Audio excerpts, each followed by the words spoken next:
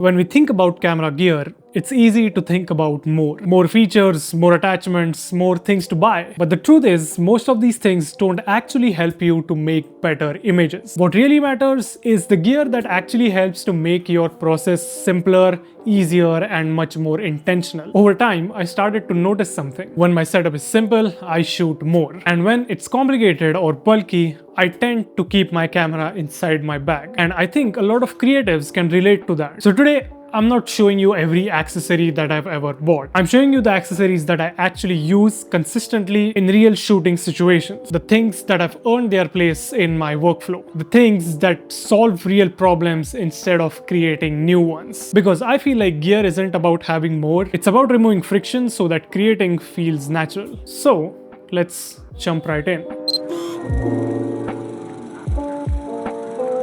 The first accessory is my small rig camera cage for the Sony FX3. And this is honestly the foundation to my entire rig. I didn't just get a cage to make the camera look bigger. I got it because it makes the camera more usable. The cage gives me mounting points for everything. A monitor, a microphone, a handle, a magic arm, whatever the shoot needs. It also protects the camera and gives the camera a solid, confident feel in my hand. But what really completes the setup is the hand strap that I've got on my cage, which is from SmallRig itself. I think it's called the Black Mamba hand strap or something like that, and it directly attaches to the cage. This strap changed the way I shoot handheld. It pulls my hand tight onto the grip of the camera, which makes shooting handheld much more stable. It also helps me to support the weight of the camera and the lens together because the lens that I use is pretty heavy. This strap makes sure that I don't have to squeeze the camera intentionally to get a good grip or use a separate top handle, to be honest. And with the strap, the camera becomes an extension of my hand. It's balanced, it's secure, and I can move with it in a very natural way. And that makes handheld shots much smoother. Not gimbal smooth, but yeah, human smooth. The kind of movement that feels intentional and alive. So the cage gives me stability and structure, and the strap gives me control and confidence. Now, the second accessory that I always carry with me is a variable ND filter. Now, if you want the specifics, this is the KNF Concept Nano X series variable ND, ND2 to ND32. And if you're filming outdoors or even indoors and the light is shifting a lot, this is one of the most undervalued accessories you can own. Here's why it matters a lot. When your shutter speed, ISO, and aperture is fixed for creative reasons, say for example, you're using the 180-degree shutter rule to get the most natural motion blur, or if you want to shoot wide open outdoors, the thing you're always going to fight is too much light. Without an ND filter, you're either forced to stop down or increase or decrease your shutter speed, which ruins the motion blur, or then increase the ISO, which will lead to grain. None of those create the look you're after. With this variable ND, you can dial in how much light hits the sensor, from roughly 1 stops all the way to 5 stops. So you keep your creative settings and you get the right exposure at the same time. But why the Nano X series specifically, you might ask? I feel it is a good balance of both quality and price. It has a nano coating which reduces flares and ghosting, and it has a smooth variable ring with a hard stop. And this is also a model where you do not get the X pattern artifact that you usually get with cheaper variable ND filters. It's also pretty lightweight and the build quality is actually pretty good. For me, it's the difference between wrestling the light and being in control of it. When the light brightens on a shoot, I don't stop the shoot.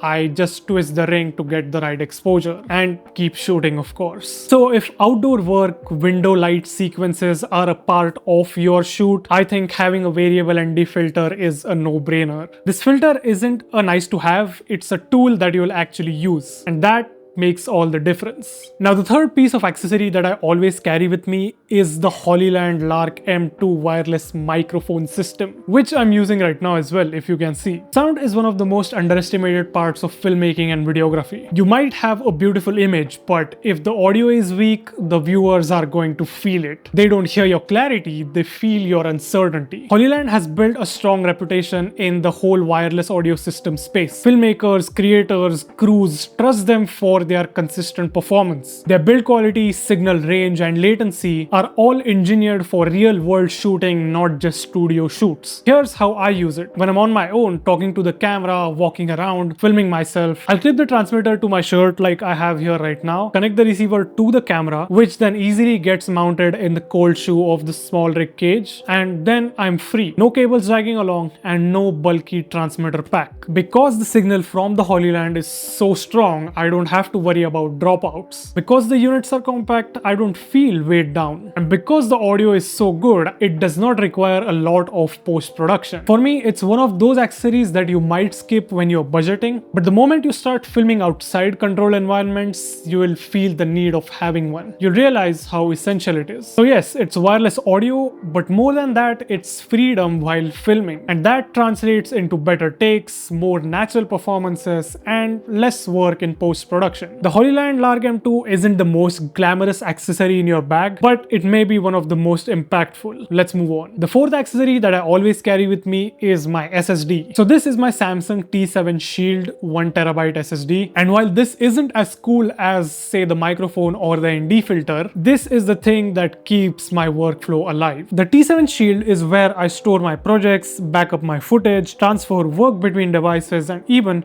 edit straight from it when I'm traveling. It's fast, which means no waiting for files. It's reliable, which means no anxiety about corrupting drives. And it's rugged, hence the name Shield, which means I can throw it in my camera bag without babying it. The reality is, your storage system actually affects your workflow more than you think. When file transfers are slow, you lose your momentum. When you run out of space, you think about shooting more conservatively. And when you're worried about losing footage, you just hesitate. And hesitation kills good work. The T7 Shield solves all these problems. It's USB-C, shock resistant, weather resistant, and also it is an NVMe based storage. And it's super small, fits in the palm of my hand. And a terabyte of storage is enough for full projects, not just quick clips. And I always say this, better workflow is more creating and less waiting. And this device is a workflow upgrade. Not something extra, but something very essential. So those were the bigger accessories that really change how I shoot. But honestly, a lot of what makes a setup reliable is not the big pieces. It's the small unglamorous things that usually keep everything moving smoothly. These are the things that you don't notice until the moment you don't have them. And then suddenly your whole shooting flow falls apart. So let's talk about some small essentials that I always keep with me. First up, step-up rings. These are simple metal adapters that let me use one single filter over all my lenses. Instead of buying multiple ND filters or diffusion filters or specific filters, I buy one good one and then adapt that to every single lens. It saves money, it saves space, and more importantly, it keeps the rig consistent. The less I have to think about gear, the more I can think about making images. The next one is extremely basic, a microfiber cloth. But hear me out, a fingerprint, a smudge, or even some dust can kill the contrast and clarity in your images, especially when you're using diffusion or soft light. A dirty lens can ruin the entire mood of the shot without even you realizing what is going wrong. I carry one everywhere, it weighs literally nothing, and it has saved more shots than I can even count. I also keep a gray card or an exposure card in my bag. It takes literally 4 seconds to just hold it up and set the exact white balance and the exposure, and it saves 40 minutes of post-production work. This is one of the habits that separates rushed shooters from intentional shooters. And finally, an extra battery for my FX3. It's simple, but it's the difference between stopping and continuing. When I only have one battery,